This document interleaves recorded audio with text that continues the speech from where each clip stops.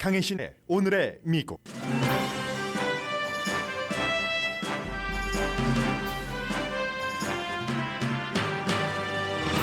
마틴 루터킹 데이 할러데이인 오늘 마틴 루터킹 가족은 투표 권리 법안을 지지하는 행진을 주도합니다. 미국에서는 소수 인종에 대한 경제 평등이 단 한 번도 이루어지지 않았다는 재무장관의 연설에 바이든 대통령도 동의했습니다. 오미크론 변이가 마일드하다고 경계를 푸는 미국인들이 늘어나지만 전문가들은 경고합니다. 건강 상태에 따라 다르고 특히 치유되고 오랜 시간이 흐른 뒤에 심각한 부작용이 생길 수 있다는 경고입니다. 프랑스 의회는 백신 패스를 승인했고 스포츠 선수들은 백신 접종을 맞아야 한다고 규정했습니다. 백신 접종을 거부해온 노박 조코비치는 호주에서 추방됐고 그의 테니스 기록 세우기 이력도 불투명해졌습니다. 바이든 대통령이 테러라고 부른 텍사스주 유대 사원에서 발생한 인질극으로 인한 인명피해는 용의자를 빼면 없습니다. 수사당국에 의해 숨진 용의자는 영국 시민이었고 영국 수사당국은 2명의 10대 청소년을 이번 사건과 관련해 체포했습니다. 북한은 또 미사일을 발사했고 바이든 대통령은 이번 주 일본 총리와 회담합니다. 미국 성인의 3분의 1이 복용하는 피쉬오일, 오메가3 오일 브랜드 10개 가운데 1개 이상이 브랜드 산화도가 관계기관의 경고보다 높은 것으로 조사됐습니다. 여러분 안녕하십니까? 오늘의 미국 강혜신입니다. 오늘 마틴 루터킹 주니어 할러데이입니다. 만약에 그분이 살아계셨다면은 93세 돌아가실 당시에 1968년도에 38세였습니다. 그리고 그보다 5년 전인 1963년도에 I have a dream 그 유명한 연설을 워싱턴에서 했고 그리고 나서 다음 해에 1964년도에 노벨 평화상을 받았던 마틴 루터 주니어 그 할러데이 탄신일인데 이것이 이제 연방 할러데이가 되기까지 굉장히 많은 그 거부와 노력과 이런 것들이 있었습니다. 그것 자체도 이제 소수 인종의 여러 가지 그 권한 자체를 강화시키는데 얼만큼의 세월이 흐른가 뭐 이런 것들도 보여주는 거고요. 기본적으로는 오늘 그 요란다 라니 킹이라는 마틴 루터 킹 주니어의 손녀가 주도를 해서 워싱턴에서 지금 쭉 그 행진 같은 것을 하고 있는데 우리 할아버지를 우상화하지 마십시오. 우리 할아버지를 우상화하는 대신에 커뮤니티를 위해서 어떤 일을 할지 물론 뭐 평등의 기본을 둬서 얘기를 하는 것이고 특히 오늘 마틴 루터 킹 주니어 할러데이를 맞아서 그 손녀가 가장 중요하게 얘기하면서 앞장서고 있는 것은 투표 그 권리 법안이 의회에서 통과되도록 하는 지난주에 아주 그 이슈가 많았었던 그런 내용입니다. 그런가 하면은 저넷 옐런 재무장관도 오늘 내셔널 액션 네트워크 알 샤프튼 아프리칸 아메리칸 그 목사가 주도를 하고 있는 그런 기구죠. 여기서 이제 아침에 워싱턴에서 월요일이긴 하지만 할러데이이기 때문에 그 아침 그 조찬을 먹으면서 연설을 했는데 이 내용이 굉장히 많이 알려지고 있습니다. I have a dream 그 연설을 저넷 옐런 그 재무장관이 강조를 하면서 마틴 루터 킹 주니어 그 킹은 알았다.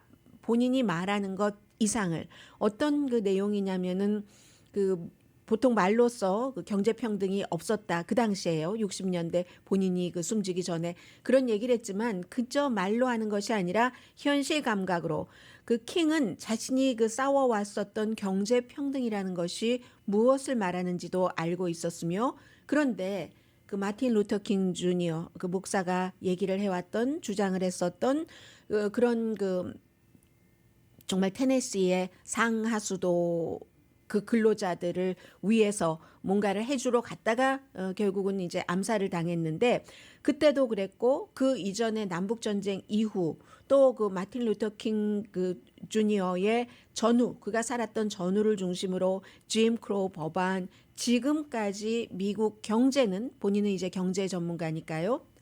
단 한 번도 never라고 얘기를 했습니다. 단 한 번도 흑인 또는 or라고 얘기를 하면서 소수 인종에게 미국 경제 시스템은 한 번도 평등한 적이 없었다라고 얘기를 했습니다. 그래서 이제 재무부가 본인이 재무장관으로 있는 이것도 할 일이 많이 있다는 것이고, 특히 오늘 같은 마틴 루터 킹 그 주니어 데이를 맞아서는 인종 간의 부의 그 평등 같은 것을 위해서 국가가 당연히 해야지 되는 일이 있고 할 수 있는 일이 있는데, 지난번에 시행이 돼서 지금도 집행되고 있는 아메리카 그 미국 그 경기 구제 아니요, 그 레스큐 플랜이 바로 그것이다. 여러분들이 이제 그 프로그램을 혜택을 받으신 분들이 굉장히 많습니다. 캐시로도 지원을 받으셨고 여러 가지 그 커뮤니티 프로그램을 통해서 지원을 받으셨는데, 이렇게 그 요란다 킹이라는 손녀가 얘기를 했고 재무장관이 말을 하고 이 조 바이든 대통령도 두 사람의 말이 맞다라고 얘기를 했습니다. 이 마틴 루터 킹 주니어를 칭송하는 것만으로는 충분하지 못하다. 우리 미국이 그가 주장을 했었던 그때부터 지금까지 마무리하지 못한 일을 하자. 일자리도 그렇고 경제적인 평등, 투표할 권리, 이 모든 것을 얘기를 했습니다. 그리고는 이제 오늘도 역시 그 많은 분들이 또 부분적으로 할러데이이기 때문에 소매업소를 운영하시는 분들은 한인분들의 경우는 대부분 일을 하시지만 굉장히 많은 분들께서는 아마 이 오미크론 변이 이 시대에도 사람들을 만나고 하셔야지 될 겁니다. 먼저 다른 나라 얘기부터 조금 전해드리겠습니다. 프랑스 의회에서 215대 찬성 반대 58로 백신 패스라고 많이 얘기를 하고 있죠. 어딜 들어가려면 백신을 반드시 보여줘야지 되는 것.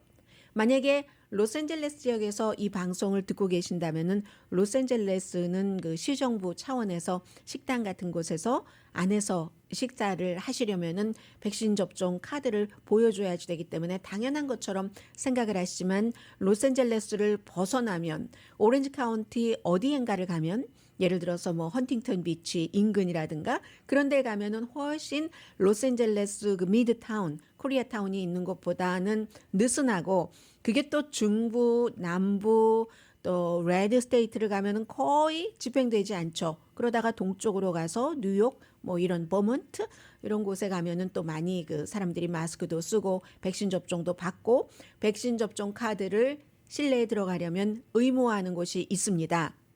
그런데 프랑스는 일요일에 찬성 215대 반대 58로 전국적으로 식당에 들어가시려면 백신을 맞았다는 그 카드, 백신 패스를 보여주셔야지 됩니다. 영화관, 장거리 열차, 그곳은 워낙 열차가 많으니까요.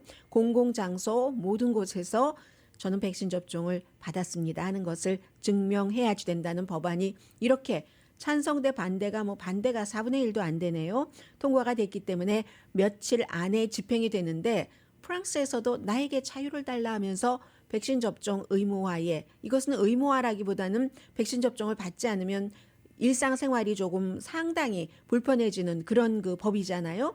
그래서 시위를 막강하게 했음에도 불구하고 프랑스의 정치인들은 이걸 통과시켰습니다. 그러니까 여기서는 미국과 많이 다르다는 것을 볼 수 있는 거죠. 미국에서는 이런 일이 연방정부 차원에서 한다는 것은 어림도 없는 일이고, 물론 미국과 프랑스의 인구 차이는 많이 나지만 공화당이 절대로 통과시켜 줄 일이 없는 것이고, 그렇기 때문에 그 연방정부 행정부 차원에서 대통령이 부분적으로 한 그 약 그 뭐 8천만 명, 1억 명 정도가 되는 사람들에게 이걸 좀 적용을 해보려고 했는데, 결국은 고소에 고소가 이어지고 하다가 연방 대법원에서 그렇게 하지 못한다. 다만 헬스케어 분야에서 연방 정부 지원을 받는 헬스케어 클리닉에서 일하는 스태프들에게만 적용할 수 있다. 이렇게 판결을 내렸죠. 프랑스와 미국이 이렇게 다릅니다. 사실은 그 자유에 있어서는 프랑스를 포함한 유럽 사람들이 훨씬 더 좀 그 자유에 대한 갈망이라고 할까요? 갈망이라기보다는 보장 같은 것이 더 넓은 편인데도, 넓고 깊은 편이라고도 할 수 있는데도, 이번 이 코비드 19에 대해서는 프랑스가 미국을 백신 접종에 있어서는 훨씬 지금 강하게 나가고 있습니다. 사실은 뭐 임마누엘 마크롱 그 프랑스 대통령 같은 경우는 백신 접종 그 받지 않는 사람들에게 이달 초에 뭐 한 인터뷰에서 백신 접종 그 받지 않은 사람 뭐 예를 들어 이렇게 떨어뜨렸으면 좋겠다라든가 좀 거리를 둔다든가 격리를 한다든가 그것보다는 좀 그 슬랭으로요. 사람들이 그 흔히 쓰는 무슨 유행어 비슷하게 해서 그 사람들 좀 고통도 좀 받았으면 좋겠다 뭐 이런 얘기를 해서 굉장히 이슈가 됐었는데 peace off 뭐 peace them off 뭐 이런 식으로 얘기를 했기 때문에 프랑스의 체육 장관이 외국인 선수들을 포함을 해서 모든 선수들은 백신 접종을 받아야지 된다고 이 같은 그 정치권에서의 결정이 나온 다음에 얘기를 했습니다. 그러면 이건 바로 호주에서 추방당한 노박 조코비치에 해당하는 겁니다. 호주 오픈이 이제 시작이 돼서 조코비치는 참여하지 못하게 됐고 왜냐하면 이민 장관이 그의 비자를 취소를 시켰기 때문에 그리고 이제 프렌치 오픈이 5월 달에 있죠. 영국이 윈블던도 있지만 프렌치는 이렇게 결정을 지었기 때문에 노박 조코비치가 갈 수 없게 되는 것이고 백신 접종을 받지 않는 한 그리고 영국의 윈블턴은 그 같은 규정은 없습니다. 그런데 그 뒤에 이제 미국이 뭐 8월, 9월 노동절을 전후로 해서 미국의 US 오픈도 있죠. 그때도 또 이 노박 조코비치는 문제가 될 수 있다는 거죠. 먼저 노박 조코비치의 호주에서의 일을 말씀을 드리자면은 주말에 한 번 예외로 받았던 것을 들어가려고 했었을 때 국경 뭐 이민국 같은 곳에서 이건 아니다 해서 무효시켰고 조코비치가 법원에 어필을 해서 법원에서는 that's okay 했는데 이민 장관이 서류도 작성할 때 거짓말로 작성을 했고 나 지난 2주일 동안 어디 방문한 적 없었다. 그런데 다른 나라를 방문을 했었을 때 본인은 이미 양성 상태였는데 12월 16일에 양성이었는데 17일에 뭐 벨라루스에 가서 어린아이들과 마스크 안 쓰고 뭐 사진도 찍고 또 무슨 벨라루스에 있는 프렌치 그 신문의 기자 2명과 인터뷰도 하고 그리고는 입국 그 서류 심사에는 나 2주일 동안 어디 간 적 없어. 이렇게 얘기했고 하는 모든 것들이 호주 국민들의 안전에 위험이 된다 해서 비자를 역시 취소했습니다. 이 국민들은 호주 국민들은 대다수가 정말 die hard fan 이 노박 조코비치를 너무너무 좋아하는 지금 글랜슬램 21번째를 바라보고 있었고 호주 오픈만도 10번인데 이런 그 die hard 팬조차도 호주가 굉장히 그 감염률이 최근에 높아지면서 호주는 16살 이상인 사람들의 백신 접종률이 90%는 되는 나라입니다. 그런데도 이게 위험해지니까 국민 정서가 이거 왜 노박 조코비치만 예외를 두지? 그리고 더군다나 너무나 잘 알려진 푸자고 유명한 사람이잖아요. 전에 또 호주 정부에서 그런 그 유명한 사람이 다른 사람들 못 가게 할 때 가족 무슨 뭐 양로 병원 비슷한 데 있는데 갈 수 있도록 허락을 했다든지 그런 스캔들이 있는 데다가 5월 달에는 또 선거가 있고 하니까 더 까다롭게 했을 수도 있고 그러나 기본적으로 호주 그 연방 법원에서 최종적으로 판결을 내린 건 이겁니다. 이민 장관이 조코비치의 이민 비자를 취소를 할 권한이 있다. 호주 이민 장관은 말씀드린 것처럼 God-like power가 있습니다. 비자를 취소시키고 하는 그런 부분에 있어서 그렇기 때문에 이제 추방돼서 다시 이제 두바이로 갔고요. 랭킹 1위라도 세계 랭킹 1위라도 룰을 어기면 그에 따른 그 조치를 받아야지 된다. 호주에 입국하려면 호주의 국경 룰을 지켜라. 이게 이제 스캇 모리슨 호주 총리가 한 얘기입니다. 이 조코비치 같은 경우는 대단히 실망했지만 그러나 이제 호주의 결정을 존중한다고 했는데 34살의 이 노박 조코비치는 정말로 이번 호주 오픈은 테니스 자체로 뭐 라파엘 나달 같은 사람들 훨씬 가능성이 높아졌죠. 챔피언들. 그런데 이 테니스 자체로 기억이 될지 아니면 조코비치 어페어로 기억이 될지 글쎄요. 저는 조코비치로 더 많이 나중에 저에게는 기억이 될 것 같은데 대부분의 사람에게 특히 이건 스포츠 뉴스가 아니잖아요. 그런 분들께는 그렇게 기억될 수도 있을 것 같고 만약에 지금 프랑스는 못 가게 됩니다. 그러면 백신 접종 받지 않으면 영국은 뭐 갈 수 있다 하더라도 미국에도 호주와 마찬가지로 예외를 받을 수가 있잖아요. 뭐 여러 가지 뭐 서류 같은 것을 더 추가 보충해서 제출을 하고 미국의 테니스 협회라든가 주관처에서도 이 사람은 어디 한번 등장하면 본인도 엄청난 돈을 벌지만 물론 상금도 벌고 그리고 인지도 높이고 여러 가지 그 뭔가 브랜드를 쌓아가는 거잖아요. 그렇지만 그 주최 측도 돈이 왔다 갔다 거대한 금액이 왔다 갔다 하는 겁니다. 그래서 만약에 이러저러한 이유로 의료상으로도 그게 합당하다면 조코비치가 미국에서 윈블던 다음에 이 테니스 빅 매치로서는 미국 것이 US 오픈이 가장 나중이잖아요. 그래서 이제 그때 예외 조치를 받는다 하더라도 지금 그 테니스를 치는 그 뉴욕의 스테디움이 실외지만 만약에 그때 8월, 9월 이때 비가 내린다면 비가 내릴 가능성도 있잖아요. 그러면은 또 이것은 어떠한 예외 조치를 받았다 하더라도 뉴욕 시리에서는 실내에 들어가려면 누구든지 또 백신 접종 이런 것을 보여야지 되니까 그런 그 이벤트에 그렇기 때문에 노박 그 조코비치의 이런 그 미래는 테니스 미래 사람들은 그 체육 역사를 쓰는 이런 미래에 대해서는 알 수가 없는 것이고 이 모든 것이 본인이 이제 평소에 백신에 대해서 반대하는 개인적인 그 생각과 세계의 테니스의 역사가 이렇게 맞물려 가게 될 줄 누가 알았겠습니까?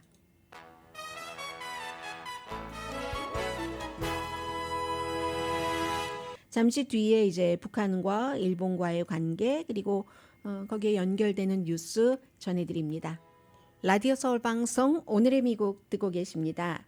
네, 그 북한이 그러니까 1월 5일 이후에 지금 네 번째입니다. 네 번째 미사일을 발사했는데 세 번째는 두 번, 네 번째도 지금 두 번 했나요? 아무튼 그래서 전체적으로 네 번을 미사일을 발사했고 그 가운데 한 번도 미국까지 다다를 수 있는 그런 그 장거리 미사일은 없었습니다.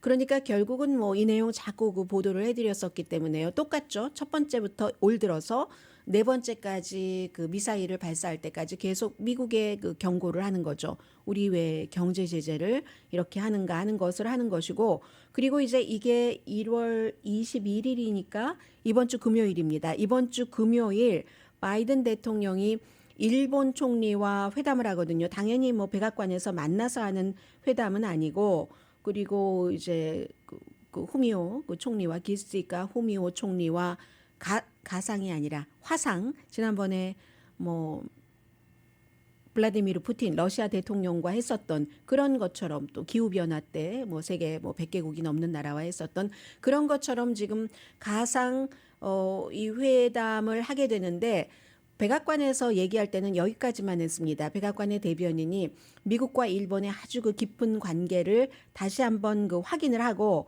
그리고 평화와 안보 또 인도 태평양 그쪽 그 지역들과 세계의 안정 이런 것들을 이제 일본 총리와 논의를 한다고 했는데 당연히 이제 코로나 바이러스에 대해서도 포함이 되고요. 새로운 테크놀로지, 기후 변화, 중요한 게 쿼드, 미국, 일본, 인도, 호주가 같이 연합해 있는 중국을 겨냥하기 위해서. 그런데 여기서 미국 지금 백악관이 얘기하고 싶은 것은 뭐 유럽에서 아프가니스탄에서의 철군 또 우크라이나를 만약에 그 블라디미르 푸틴이 조금이라도 그쪽에 군사적으로 발을 들여놓으면 어떡하는가 이거 계속 회담하고 있고요. 잘 진행되고 있지 않지만 그리고는 이제는 지금쯤이면 중국 쪽으로 다시 시선을 돌리고 싶어 하는 거죠. 중국 하면 항상 일본이 아시아에서 굉장히 그 중요한 여러 가지 중국과의 관계 등등으로 미국에는 강한 동맹국일 수밖에 없으니까 그렇게 되는 것인데 여기까지만 얘기를 했습니다. 그런데 북한이 이렇게 지난번에도 세 번째도 뭐 일본을 향해서 일본 그 경제 수요 이쪽을 향해서 그 발사를 했고 하는데 일본 총리가 미국 그 대통령과 얘기를 하면서 북한의 미사일 발사에 대해서 한마디도 하지 않을 리가 없을 겁니다. 국가 안보니까 그 부분에 대해서는 그래서 이번 주 금요일에 일본 총리와 바이든 대통령과의 이 회담에서는 사실은 그 코리안 아메리칸 또 한국 사람으로서 가장 지켜봐야 될 부분은 바로 북한에 대해서 어떤 얘기가 오고 가겠는가. 그런데 뭐 특별히 변화는 없을 겁니다. 지금 북한에 대해서는 북한, 한국, 일본, 미국, 중국 이렇게 있다고 하면은 미국보다는 오히려 일본이 북한에 대해서 더 강하게 미국이 해주기를 바라는 것이고, 그리고 그에 비해서 중국은 미국보다 훨씬 유연하게 해주길 바라는 것이고, 북한에 대해서 미국이, 한국도 미국보다 훨씬 유연하게 해주길 바라는 것이고, maybe 한국과 중국 사이에서 어느 나라가 그 정권에 따라서 다르고, 중국 같은 경우는 시진핑이고 앞으로도 한동안 시진핑일 것 같으니까 뭐 특별한 일이 없다면 뭐 장기적으로 볼 수도 있는데, 지금 그 문재인 대통령 같은 경우는 선거가 얼마 남지 않았기 때문에 미국이 좀 더 보드랍게 해서 지금이라도 무슨 종전 선언을 하는 것에 대한 희망의 불씨를 다시 이렇게 피워야지 된다는 것을 놓고 있지는 않겠죠. 당연히 정치계이니까. 그래서 일본은 강하게, 미국은 뭐 그냥 그렇게, 중국은 북한에 대해서 약하게, 한국은 아주 약하게 해주기를 바라고 있는 입장입니다. 네, 갤럽에서 여론조사 결과가 나왔습니다. 이제 지금부터는 한 2월까지만 하더라도 처음에 해가 바뀌어서 1월이 지나가고, 정신없이 오늘 며칠입니까? 1월 17일이에요. 정신없이 1월 17일까지 왔는데 2월 달이 지나가고 나면 3월 달부터는 11월 달에 있을 그럴 그 정치 뉴스가 굉장히 많아질 겁니다. 왜냐하면 이제 예비 선거가 치러지는 곳이 많잖아요. 뭐 연방 상원의원도 그렇고 하원 의원도 그렇고 로컬 선거도 마찬가지고요. 주정부 선거, 로컬 선거 하기 때문에 이미 그때는 그 3월부터는 예비 선거를 치르는 곳이 많이 있으니까 정치 뉴스가 상당히 많아질 테고, 이 정치 뉴스에서 항상 결론으로 가면은 숫자 싸움입니다. 어느 쪽을 지지하는 사람이 많은가. 그 많아서 기본적으로 지금으로서는 숫자만 볼 수밖에 없고, 그 많은 사람들이 누구를 더 많이 지지하는가를 볼 수밖에 없잖아요. 그래서 지금까지 여러 군데서 이렇게 저렇게 현재 민주당이 얼만큼이다, 공화당이 얼만큼이다, 변화의 폭이 바이든 대통령 들어와서 얼만큼이다라는 얘기를 많이 하지만, 이런 때는 가장 평이한 여론조사 결과를 보는 것이 가장 그 정치성이 배제됐다고도 볼 수 있습니다. 2021년 지난해에, 지금은 이제 2022년이니까요. 민주당이거나 민주당 쪽에 기운 사람 4분기 마지막에 42%였고, 자신을 공화당이거나 공화당 쪽으로 기운 뭐 무당파라고 답한 사람은 47%였습니다. 합치면은 공화당 쪽으로 기운 사람과 공화당이 더 많았다는 얘기예요. 그런데 이제 갤럽의 여론조사는 그렇습니다. 이게 1월 달에는 어땠냐면 1월 달에는 오히려 민주당이거나 민주당에 속한 사람이 많았습니다. 49%였어요. 그리고 공화당이거나 공화당에 속했다는 사람이 40%였습니다. 무엇을 알 수 있냐면은 대통령의 지지율과 이건 비례구나 하는 것을 금방 알 수 있죠. 허니문 기간이잖아요. 그 당시에는 바이든 대통령과, 그리고 코비드 19도 이제 막 백신이 개발돼서 일반 사람들이 나도 이제 맞을 수 있어 하는 희망을 가지면서 본인 차례를 기다리고 있었던 때고, 그렇다는 거죠. 그런데 이제 민주당이 이제 줄어들어서 민주당이 당만으로 또 따로 보겠습니다. 그러면 당만으로 보면은 내가 민주당이다라고 얘기한 사람은 1월 달에는 30%였는데 12월 달에는 28%로 2% 줄어들었습니다. 공화당인데 한 사람은 1월 달에는 선거 끝나고 막 그 뭐 거짓 주장 나오고 하니까 약간 또 양식이 있는, 아니 이렇게 말씀드리면 안 되네요. 편파네요. 공화당 가운데서 일부는 뭔가 공화당에게 불편한 감정을 갖고 그 25%였습니다. 그런데 그 사이에 그 거짓 주장이라든가 많은 또 트럼프 전 대통령의 인기율 같은 것이 내려가지 않았기 때문에 부분적으로 특정 유권자에게는, 그래서 12월 달이 되니까 3%가 늘어나서 28% 해서 민주당과 공화당이 똑같아졌습니다. 똑같아졌고, 그리고 이제 무당파로 기운 그런 민주당 쪽으로 기운 무당파는 1월 달에는 19%였는데 12월 달이 되니까 14%로 줄어들었고, 공화당 쪽으로 기울었던 무당파는 지난해 초에는 15%였는데 연말이 되니까 19%로 4%가 늘어났어요. 그랬기 때문에 연말이 되니까 공화당 쪽으로 기운 사람이 민주당이나 민주당으로 기운 사람보다 7%가 많다는 이런 결론이 나온 겁니다. 그런데도 이제 지금 미국은 기본적으로 또 떨어뜨려서 보면은 이게 이제 민주당으로 기운 사람, 공화당으로 기운 사람도 12월 달에 그렇다는 것이지 또 12월에서 선거가 치러지는 11월 달까지 가면 또 한참 차이가 있을 수 있거든요. 지금으로서는 무당파가 제일 많아서 갤럽의 여론조사에 따르면 미국의 민주당입니다. 저 29%, 공화당입니다. 저 27%딱 떼놓고 보면 무당파가 42%로 가장 많습니다. 갤럽이 전화조사를 했는데 한 12,000명의 성인을 대상으로 조사한 결과입니다. 네, 여러분들께서도 조금 이제 무뎌지시죠? 이 코비드 19에 대해서 미국 사람들 다 마찬가지입니다. 그 내용 그리고 텍사스에서 발생했었던 그 텍사스 유대교 사원에서 일어난 그런 그 인질극이 라이브로 요즘 중계가 되니까 그것은 어떤 케이스에는 라이브로 중계가 될 때 뭔가 유명해지고 싶거나 아니면 자신들의 그 목적을 세상에 알리고 싶어하는 용의자들이 라이브 스트리밍 하는 경우도 있고 유길거리 가다가 작은 것은 이제 일반 사람들이 그러는 경우도 있지만 이 경우에는 그 유대교 사원 교회에서 그 유대교 그 사원에서 다른 이제 나오지 못하는 사람들에게 보라고 하거나 하는 그 교회에서 이렇게 라이브 스트리밍을 하는 그 과정이 몇 시간 동안은 인질극 벌어지는 상황에서 생중계가 됐었습니다. 다행히 이제 다친 사람은 없는데요. 잠시 뒤에 그 내용도 함께 전해드립니다.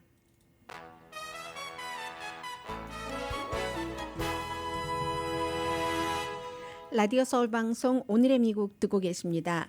토요일 밤에 토요일 아침 예배죠. 아침 예배부터 시작해서 인질극이 밤에 끝났으니까 한 뭐 11시간이라고 하는 곳도 있고 12시간이라고 하는 텍사스에서 보도하는 매체도 그렇게 시간이 조금 다르던데 어쨌든 10시간 이상이나 인질극이 벌어졌는데 인질은 숨졌습니다. 나중에 이제 누가 총을 쐈다는 것은 얘기하고 있지 않지만 인질이 숨진 게 아니라 죄송합니다. 용의자는 숨졌습니다. 인질들이 다 나오고 난 뒤에 이제 무장한 그런 그 법집행관들이 그곳으로 들어가서 숨졌는데 베트 이스라엘 그 시나고그라고 달라스에 있는 유대교 사원입니다. 그곳이 그 지역 자체가 한 뭐 26,000명 정도 주민이 있는 곳이라고 하는데 이게 이제 라이브 스트리밍으로 처음에 인질극이 벌어질 때 다 중계가 됐죠. 그렇지만 이때 교회의 중계는 뭐 그 사건 뭐 사람들 보여주고 카메라가 왔다 갔다 하는 건 아니고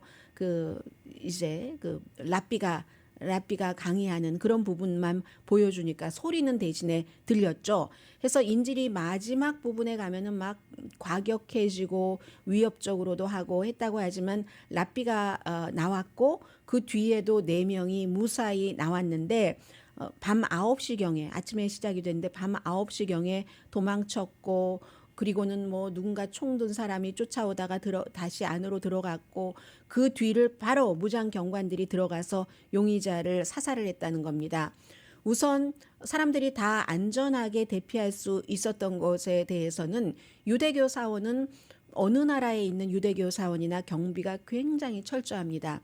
저희 회사 인근에도 바로 그 유대교 사원이 하나가 있거든요. 이 하버드와 위셔에 있는 그 유대교 사원도 굉장히 겉에서 얼핏 보기에도 여기가 얼마나 경비가 삼엄한가 이 무슨 카메라 같은 거 철저하게 돼 있고 담도 그렇고 하는 것을 알 수가 있는데 그러한 것들 그리고 평소에도 이제 유대인들이 세계와의 관계에서 여러 가지 그 생각을 해야지 될 것들 적들이 많잖아요. 그러니까 충분히 그 경비 전문가들에게 만일의 사태에 대비해서 어떻게 해야지 된다 하는 것을 훈련을 많이 받았기 때문에 이번에 그 무사하게 이제 나올 수 있었다 이런 얘기를 하는데 그럼 용의자는 누구냐? 용의자는 44살의 영국 시민입니다. 그런데 라스트 네임을 보면은요. 용의자 라스트 네임이 브리튼 말릭 파살 에크람입니다. 현장에서 숨졌는데 이 사람은 그 영국의 그 블랙번이라는 곳의 주민인데 그 우리가 그 라이브 스트리밍 그 테이프이 있잖아요. 거기서 보면은 파키스탄의 신경과학자 아피아 시디키 여자 신경과학자입니다. 이 사람을 석방해라라는 소리를 했다는 겁니다. 이 파키스탄의 그 신경과학자는 알카이다와 연관이 있는 것으로 알려졌고 아프가니스탄에 있는 미군을 살해하려고 한 혐의에 대해서 지금 86년 징역형을 받고 복역 중이거든요. 그게 바로 텍사스 포트워스 그쪽에 있는 감옥에서 수감 중이고 그 전에는 이제 유니버시티 오브 휴스턴의 학생이기도 했고 나중에 또 보스턴 MIT로 가서 공부도 했고 했습니다. 그러면서 이 용의자가 그 테이프에 나온 것을 보면은 나의 시스터다 이렇게 얘기했는데 무슬림 그룹은 뭐 시스터다 하는 것이 우리 뭐 my brother and sister 이렇게 부를 때도 brother and sister라고 할 수 있잖아요. 용의자는 남성이고 지금 수감받고 있는 그 파키스탄계 그 신경학자는 여성이고 해서 그런 친족 간의 그 시스터는 아니라는 것은 그 밝혀졌고요. 그럼 이 사람이 영국 사람인데 어떻게 무기를 그 가지고 미국으로 왔을까? 거기에 대해서는 잘 모르고 거대한 계획은 없었던 것으로 보이지만 그의 브라더가 용의자의 브라더가 페이스북에 쓴 것을 보면은 자신의 용의자인 브라더가 정신 건강이 안 좋았던 건 사실이지만 인질극까지 벌일 줄은 몰랐다라고 얘기를 하면서 오히려 이런 말도 합니다. 어차피 내 브라더가 숨지기 전에 인질은 다 무사하게 풀려나지 않았는가. 우리 가족은 그 내 브라더 용의자 숨진 용의자를 설득할 인질극을 멈추라고 설득할 기회조차 갖지 못했다. 이런 얘기를 지금 하고 있고요. 영국의 맨체스터에서 10대 청소년 2명이 이번 사건과 연관돼서 체포가 됐는데 사건은 당연히 미국의 텍사스에서 있었고 용의자는 현장에서 사살됐고 하는데 왜 이 10대 청소년 2명이 체포됐는지는 확실하지 않고 바이든 대통령은 분명하게 지금 테러라고 얘기를 했고요.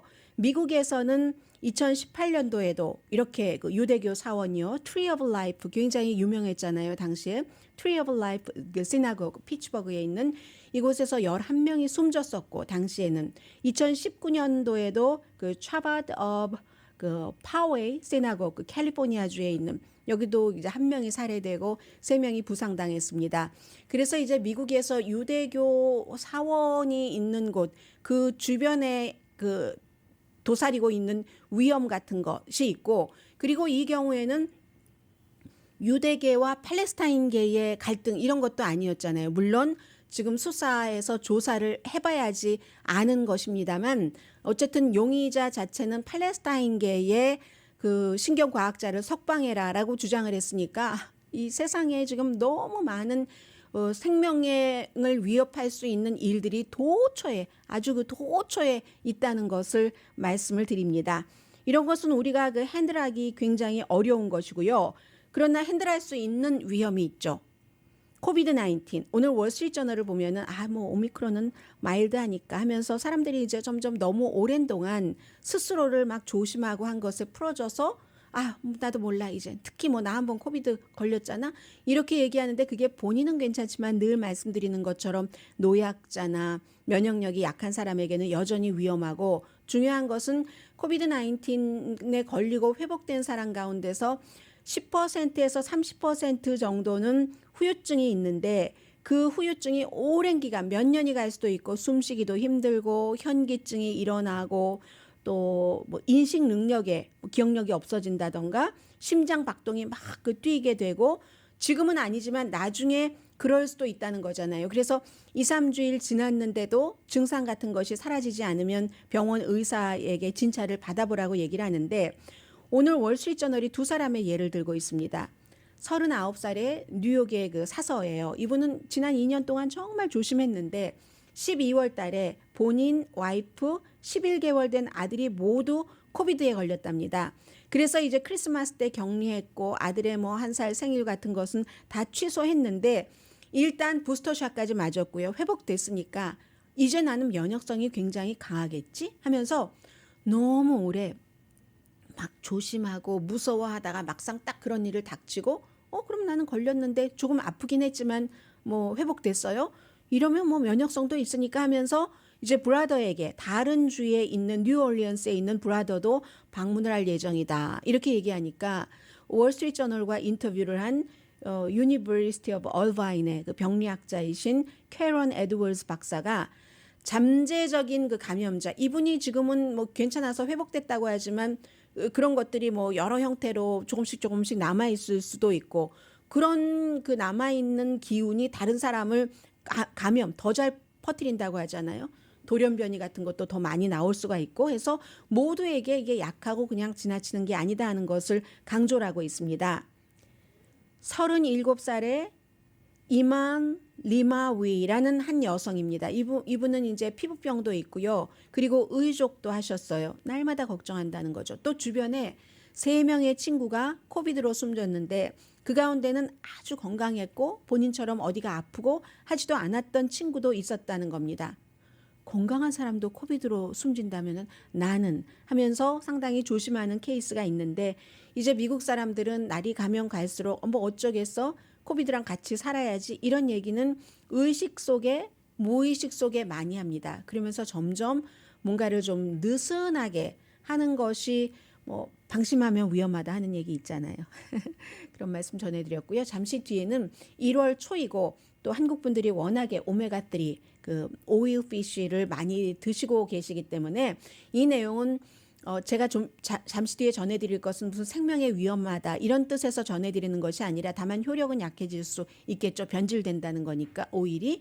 그런데 모든 건강 보조제를 드실 때 좋은 것, 성분 분석, 그리고 이제 그 브랜드 파워 같은 것들도 충분히 신경을 쓰시면서 드시라 하는, 코스코에서 파니까 괜찮겠지, 노웨이입니다. 잠시 뒤에 그런 의미에서 전해드립니다.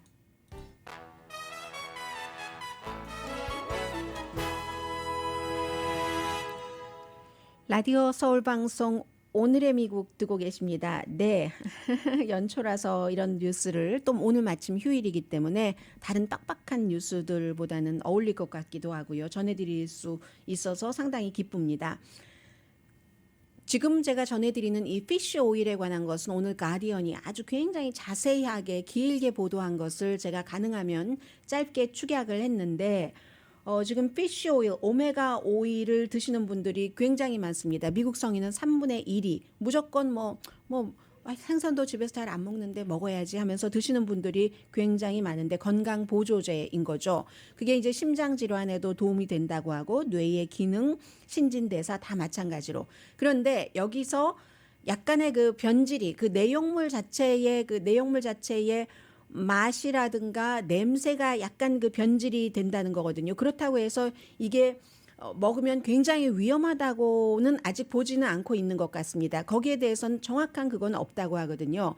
이 오일 피쉬에 대해서 식품의약국이 건강보조제이기 때문에 어떤 뭐 정확한 아주 그 빡빡한 규제가 없기 때문에 그 업계 자체에서 한 뭐 170군데 회사들이 가입해 있는 가장 큰 그 조직인가 봐요. 그런 조직, 세계적인 뭐 글로벌 오거니제이션 뭐 이렇게 나가는요. for 뭐 EPA and DHA 그 오메가3 이런 형태에서 권고 레벨은 이 오메가3에서 뭔가를 이렇게 권고하는 레벨이 냄새라든가 색깔이라든가 뭐 이런 것들이 26을 평균 기준으로 한답니다.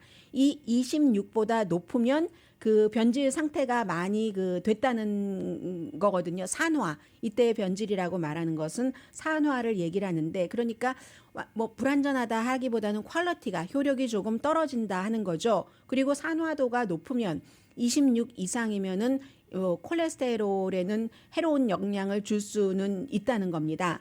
그래서 이제 미국에서 볼 때 세계적으로 잘 팔리는 10개 브랜드 가운데서 1개는 이상한 냄새가 나거나 맛이 변질됐다는 겁니다. 한 대체적으로 이 오메가3가 한 60개 브랜드 정도가 세계에서 통용이 된다고 하는데, 거의 반은 최대 그 제한 26, 그냥 26보다 조금 낮거나, 그리고 10개 브랜드 가운데 1개는 그게 이제 훨씬 높거나 이렇게 된다는 거거든요. 그렇기 때문에 일반인들께서 더 조심을 하셔야 된다는 건데, 건강기능식품에 대한 정보를 제공하는 샌프란시스코에 본사가 있는 랩도어라는 곳에서 2014년부터 2018년까지 이 비타민과 보조제를 쭉 그 조사를 했어요.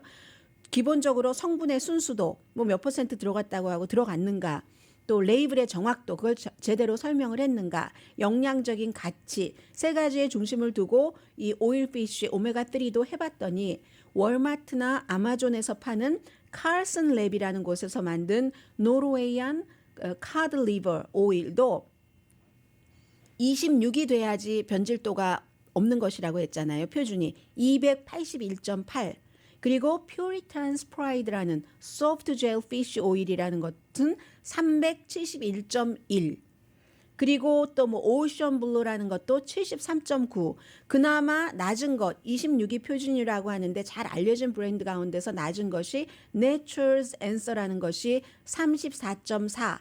뭐 이렇게 된다는 거거든요. 그리고는 뭐 이것보다 이제 더 괜찮은 것들 전체적으로 평균은 24.2. 26이라는 것을 냄새나 색깔의 변화에 대해서 26을 표준으로 했는데 이거보다 낮으면 좋은 거잖아요. 평균은 겨우 그거보다 조금 낮은 24.2 정도로 했다는 거죠. 그 렌시디티라고 하죠. 이 산화되고 뭔가 이렇게 되는 것을 화학적인, 왜냐하면 그 생선 이런 것이 냄새가 나니까 화학적인 뭔가를 넣어서 그 냄새를 그 마스크 씌운다고 하죠. 그런 냄새를 없애기 위해서 그 과정에서 생기는 거라는 겁니다. 그래서 어떤 브랜드는 냄새나 이런 그 맛의 변질이 그 먹을 때 뭐 물로 넘기긴 하지만 권고량의 11배나 된다는 거죠. 어떤 경우는 비타민 먹으면 확 냄새 나오는 것들 있잖아요. 그래서 물론 냄새가 산화의 척도를 재는 모든 것은 아니지만 또 어떤 피쉬 오일은 다른 피쉬 오일보다 냄새가 더 나기도 하고, 하지만 어쨌든 그렇기 때문에 보통 페루에서 많이 만들어져서요. 그 엔초비 같은 것으로 해서 중국으로 보내고, 중국에서 또 뭐 그 오일을 추출을 해내서 유럽이나 뭐 미국으로 오고 하면 시간도 굉장히 많이 걸리잖아요. 그러니까 오래되고 제대로 되지 않는 그런 것을 먹을 바에는, 아니 그리고 누군가가 오일피쉬를 그 피쉬 오일을 드셔야지 된다면 이러한 것들을 알고 드셔야지 된다 하는 거고요. 네, 이 1월도 이제 중순이 지났고, 그런데 여러분들께서 항상 이제는 건강도 생각하시고 한번 정리 같은 것도 필요하신 날입니다. 강희신이었습니다.